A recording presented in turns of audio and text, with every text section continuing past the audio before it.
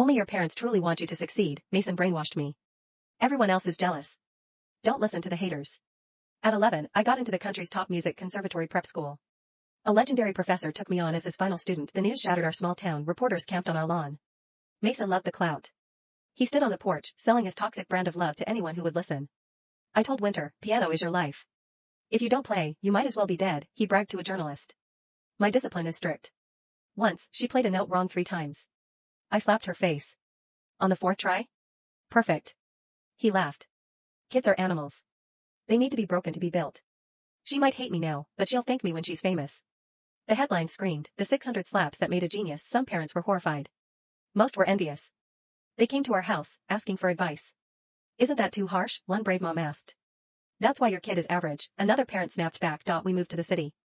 Mason sold our house, sent my mom to live with her brother to make money, and rented a cramped apartment near the school to supervise me. On the first day of orientation, the principal asked if any parents wanted to speak. Mason shot his hand up. He grabbed the mic before anyone could stop him. My daughter, Winter Fox, is the youngest here, he announced, his voice booming. But I promise you, she will outwork every single one of you.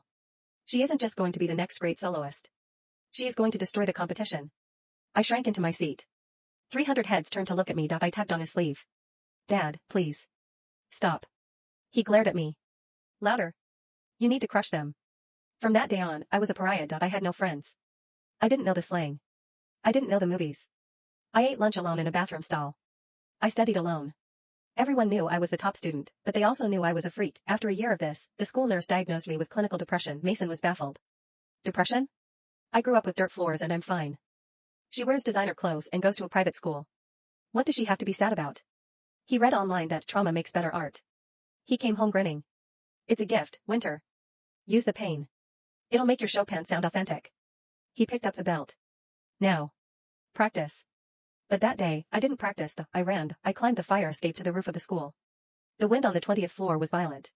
It whipped my hair across my face, stinging my eyes. The city looked like a circuit board below me. I stood on the ledge. My toes hung over the abyss. A voice in my head, a small, 5-year-old voice, whispered, jump. Do it. Then he'll finally be sorry. I stood on the ledge. My knuckles turned white as I gripped the rusty railing, ready to vault over. Winter Fox? The voice hit me like a splash of ice water. I whipped my head around. A boy stood there, framed by the wind. He was tall, wearing a crisp white button-down that rippled against his chest. His bangs swept across his forehead, revealing eyes that looked too clear, too calm for this height. You know me? I asked, my voice cracking. He laughed. It was a low, easy sound. Who doesn't? You're the #1 rank. Ethan Sterling. He was a grade above me. Another piano major. What are you doing up here? He asked. I froze. I couldn't say. I'm measuring the drop. What are you doing up here? Chasing the golden hour, he said. He pointed a camera at the horizon, where the sky was bleeding into a bruised purple. Best view in the city. I blinked. Me too. I'm here for the view. That evening, I didn't jump. Instead, I sat next to Ethan Sterling, our legs dangling over the edge of the world. The sunset painted his profile in gold. Hell looked like a statue, something expensive and untouchable. I didn't peg you for a sunset watcher, he said, snapping a photo. You look like you don't care about anything but Chopin. I looked down at my scuffed shoes. My dad says nothing else matters. Ethan lowered his camera. He looked genuinely shocked. That's sad. There's so much else. Like what? Cheeseburgers. Hot showers. Movies with someone you like. Ice skating in the winter. Watching the sun go down. No one had ever told me that before. I got home 2 hours late. It earned me the worst beating of my life. Mason didn't just use the belt, he used his words like knives. He screamed that while I was wasting time, my competitors were practicing. I was falling behind. He didn't know I hadn't been wasting time. I had been delaying death. My mother, Elizabeth, tried to intervene. She rushed forward, grabbing his arm. Mason, stop. She's bleeding. Mason shoved her back. You want to take responsibility for her failure?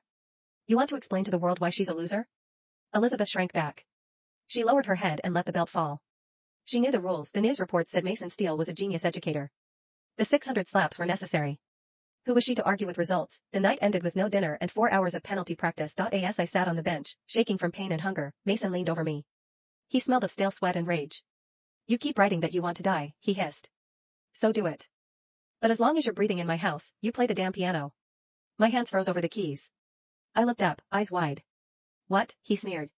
Why are you staring? You read my diary? Read it? He unbuckled his belt again, just to make me flinch. I don't steal anything. I check on my investment. He sneered.